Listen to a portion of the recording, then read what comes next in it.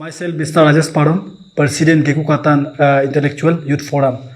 And my left side, Mr. Ankit Tagi, Secretary Education, Gekukatan Intellectual Youth Forum.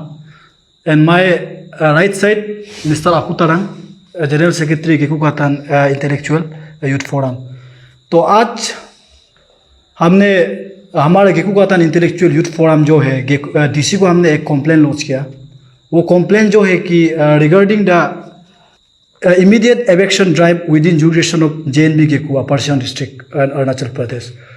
तो ये जो चीज़ होता है कि अभी जो गेकू में जो JNB दिया गया है, जो अंडर ऑलरेडी गवर्नमेंट जो उसको नोटिफाइड भी कर चुका है और उसका ऑलरेडी उसका डिमार्केशन भी है, उसको देखते हुए सम अननोन मिसक्रेंट जो JNB का अंडर डिमार्केशन का अंडर में परमानेंट स्ट्रक्चर बना के भी बैठा हुआ है और अनपरमानेंट टेम्पोररी स्ट्रक्चर बैठा के भी सम अननोन बैठा हुआ है।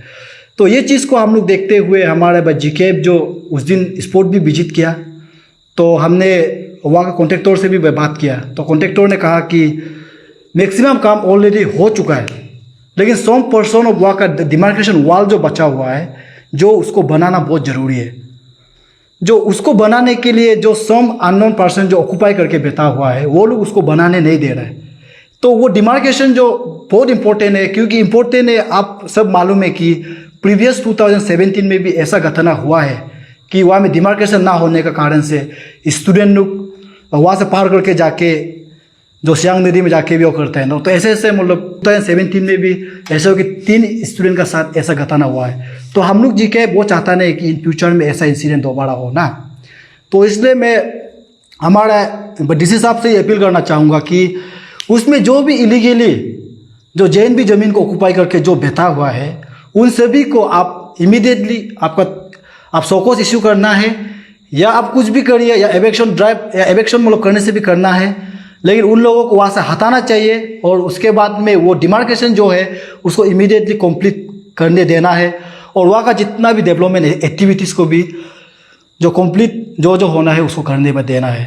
तो इसलिए वो जो उसमें मतलब डिस्टर्बेंस अंडर JNB डिमार्केशन में इलीगली ऑक्यूपाई करके जो बैठा हुआ है, उन सभी को आप आइडेंटिफाई करते हुए आप सभी को इमीडिएटली एवेक्शन आप उसके ऊपर में इमीडिएटली एवेक्शन ड्राइव मतलब उसको लागू करना है।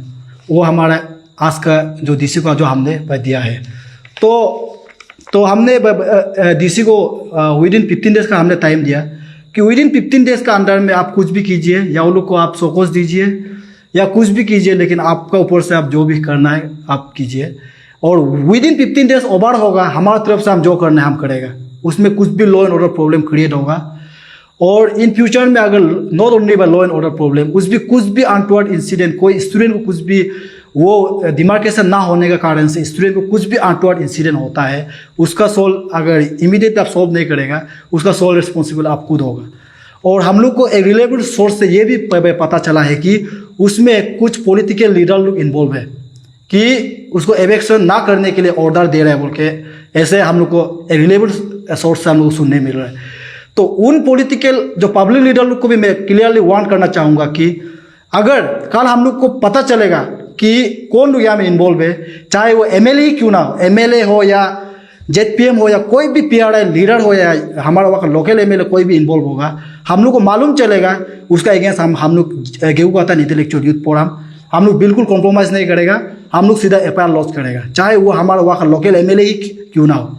इसलिए आप सभी को भी पब्लिक लीडर लोग कौन अंडर में बेकिंग कर रहा है उसको भी क्लियरली हम लोग वार्न कर रहे हैं कि वो काम करना छोड़ दो। वो आपका ज़मीन नहीं है, वो किसी का ज़मीन नहीं है, वो JNB का ज़मीन है और वो पब्लिक का ज़मीन है। तो इसलिए मैं आप सभी को ऑन बिहाफ ऑफ गेकुकातान इंटेलेक्चुअल यूथ फोरम का तरफ से उनसे भी जो भी सबको भी मैं अपील करना चाहूँगा कि आप सब कोऑपरेट कीजिए और एडमिनिस्ट्रेशन का साथ में कोऑपरेट कीजिए, और उसके बाद JNB अथॉरिटी के साथ में उसको कोऑपरेट कीजिए और JNB का प्रोजेक्ट को जल्दी कंप्लीट होने के लिए सब साथ देना है। और हमारा जो GCAB की तरफ से हम लोग जितना भी आने वाले कल में जब भी JNB अगर एजुकेशन का मामला में अगर जब भी GCAB को जब भी ज़रूरी होगा, GCAB वो जगह में हमेशा प्रेजेंट होगा और एजुकेशन में हम लोग बिल्कुल कॉम्प्रोमाइज़ नहीं करेगा।